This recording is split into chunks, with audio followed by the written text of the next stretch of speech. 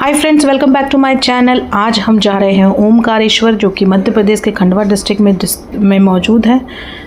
यह हमारे 12 ज्योतिर्लिंगों में से एक है और पौराणिक कथाओं के अनुसार राजा मांधाता ने शिव जी की तपस्या की थी, जिसके कारण शिव जी ने खुद को यहाँ पर अपना स्थान दिया था, उसकी तपस्या से प्रसन्न होकर। ओमकारेश्वर में एक ज्योतिर्लिंग नहीं है, बल्कि 2 ज्योतिर्लिंग है। एक ओमकारेश्वर ज्योतिर्लिंग और एक ममलेश्वर ज्योतिर्लिंग। दोनों का दर्शन आपस में साथ में करना बहुत ही ज़रूरी है।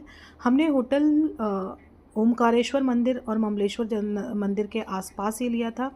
यह ओमकारेश्वर मंदिर नर्मदा नदी के तट पे है। एक तरफ ममलेश्वर मंदिर है तट के इस तरफ, और तट के उस तरफ ओमकारेश्वर मंदिर है, जो आपको वीडियो में आगे देखने को मिलेगा। हम क्योंकि दोपहर तक पहुंच गए थे, तो हम थोड़ा आराम करके हमने सोचा कि आज ही ममलेश्वर के दर्शन कर लेते हैं।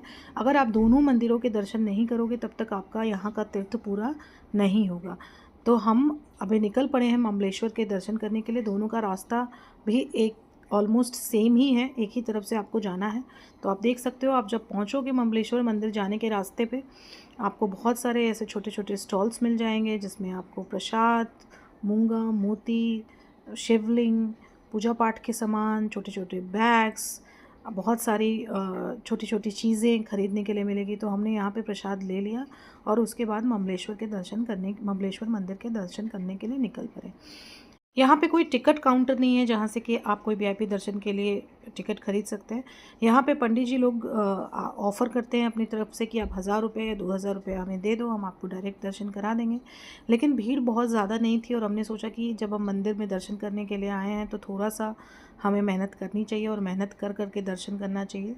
तो हमने डिसाइड किया कि हम पंडित जी लोगों को पैसे नहीं देंगे, हम थोड़ा सा मेहनत करेंगे, और मेहनत कर करके, क्योंकि भीड़ बहुत ज़्यादा नहीं थी, तो हमारा 1 से 1.5 घंटे में दर्शन हो जाने वाला था। इसलिए हमने डिसाइड किया कि हम ममलेश्वर ज्योतिर्लिंग के दर्शन बिना पैसे दिए ही करेंगे।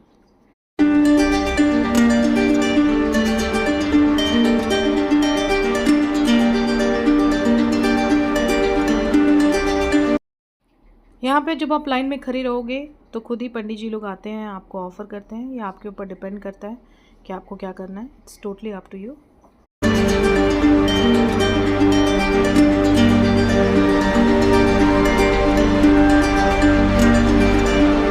लगभग 1 से 2 घंटे लाइन में खड़े होने के बाद हमारा नंबर आ जाता है, लेकिन दर्शन अंदर में वीडियोज़ अलाउड नहीं है स्ट्रिक्टली, इसलिए वीडियो नहीं बना पाई। बाहर में ये शिवलिंग है, वहाँ पे आप अपना माथा टेक सकते हो, दूर से ही दर्शन है, आप वहाँ टच नहीं कर सकते हो। लेकिन आप ममलेश्वर में जल चढ़ा सकते हो दूर से, लेकिन आप टच नहीं कर सकते हो शिवलिंग को।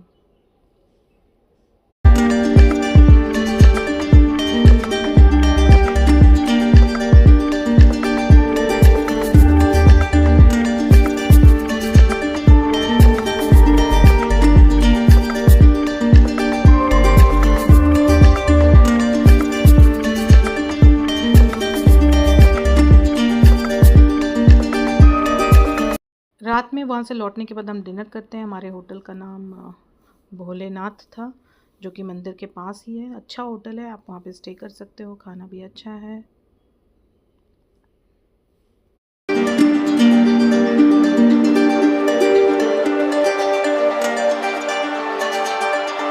सुबह सुबह हम निकल पड़े हैं। आप देख सकते हो, नदी के उस पार, नर्मदा नदी के उस पार ओमकारेश्वर मंदिर है, नदी के इस पार ममलेश्वर मंदिर था। तो हम ब्रिज को क्रॉस करेंगे, और जैसा कि मैंने आपको बताया था कि एक पंडित जी से हमने बात कर ली थी। यहाँ पर बांध, एक साइड में बांध बना हुआ है। आपको ओमकारेश्वर टेम्पल दिख रहा होगा बहुत थोड़ा सा जाली के अंदर से।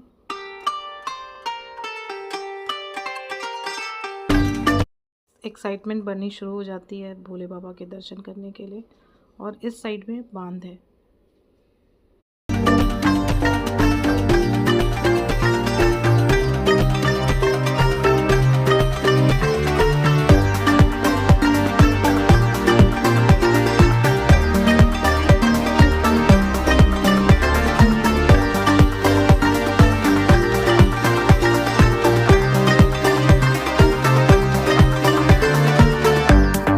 यहाँ पे वीआईपी दर्शन के लिए आपको 350 रुपये खर्च करने पड़ेंगे। आप उसका टिकट वहाँ से ले सकते हो, वहाँ पहुँच के भी ले सकते हो, ऑनलाइन बुकिंग की भी सुविधा है। हमने जिन पंडित जी को बोला था उन्होंने ही हमारे लिए टिकट ले लिया था। आप देख सकते हो पंडित जी हमें यहाँ पे मिल गए हैं और वो अब हमें मंदिर की तरफ लेकर के जा रहे हैं।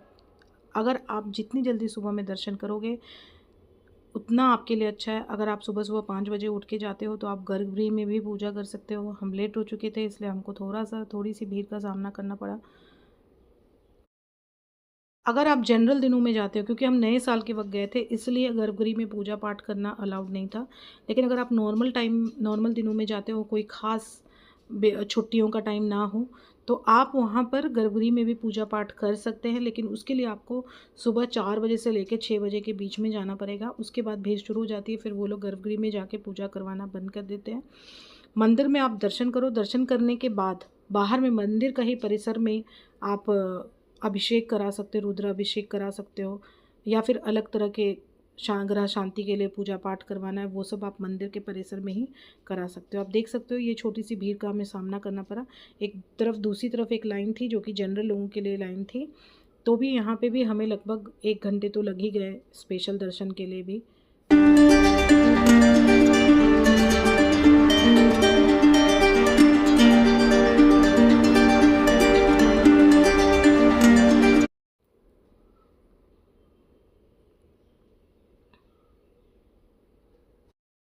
मैं बहुत एक ज़रूरी बात बता रही हूँ, अगर आप बहुत ध्यान से अगर ज्योतिर्लिंग को नहीं देखते रहोगे, इधर उधर अगर आपका दिमाग भटक गया तो आपके दर्शन नहीं होंगे। यहाँ पे जो शिवलिंग है वो नीचे की तरफ दबा हुआ है और ऊपर में पार्वती जी की चित्र का फ़ोटो लगा हुआ है। तो अगर आप ध्यान से नहीं देखोगे तो आपके दर्शन नहीं होंगे। अब हम बाहर बैठ गए हैं, हमारा अभिषेक शुरू हो गया है। आप देख सकते हो पंडित जी ने वहाँ के परिसर में हमें बिठा के अभिषेक करवाना शुरू कर दिया है।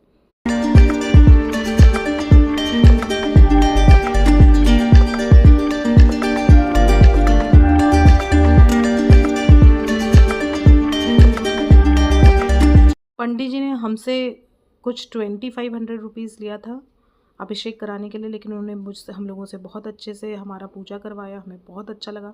पूरा संपूर्ण परिवार हम बैठ कर के साथ में हमने पूजा करी, आरती करी, अर्चना करी। बहुत ज़्यादा संतुष्टि मिली, बहुत अच्छा लगा।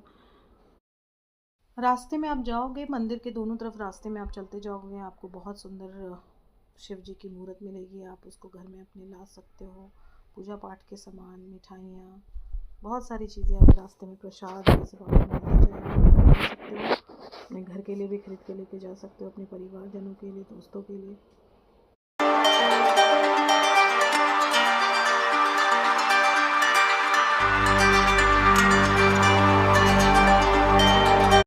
अब हम निकल पड़े हैं गोमुख घाट के लिए। वहाँ पर जाकर के हम नर्मदा नदी, जो कि एक पवित्र नदी मानी जाती है, उसकी पूजा करेंगे। आप देख सकते हो वो नदी के तट के इस पार से यही वो मंदिर है जहाँ पे अभी हम ओमकारेश्वर मंदिर, जिसका हम दर्शन कर सकते हैं। मुझे लगता है ये बहुत ही खूबसूरत नज़ारा है। क्योंकि अभी भीड़ का टाइम था इसलिए नाव बंद थी। आप नाव से भी इस तट से उस तट पे जा सकते हो। आपने देखा हमने ब्रिज का यूज़ करके इस तरफ से उस तरफ क्रॉस किया था और फिर ब्रिज से ही क्रॉस करके हम इस तरफ आए हैं। और यहाँ पे आपको कुछ 100-150 सीढ़ी से नीचे उतरना पड़ेगा, फिर ऊपर चढ़ना पड़ेगा, तभी जा कर के आप वापस से ब्रिज से लौट सकते हो।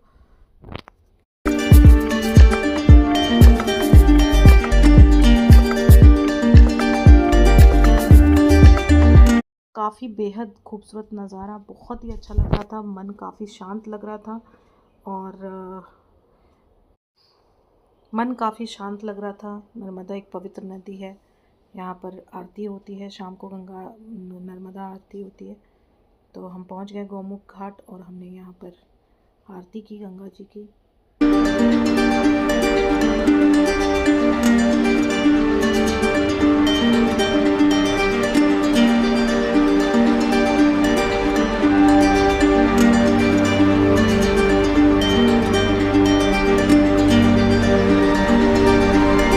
आई होप कि आपको ये वीडियो अच्छा लगा होगा। अगर अच्छा लगा होगा तो लाइक कर देना, कमेंट कर देना, नए हो तो सब्सक्राइब कर देना। हमें तो ओमकारेश्वर जाकर बहुत अच्छा लगा।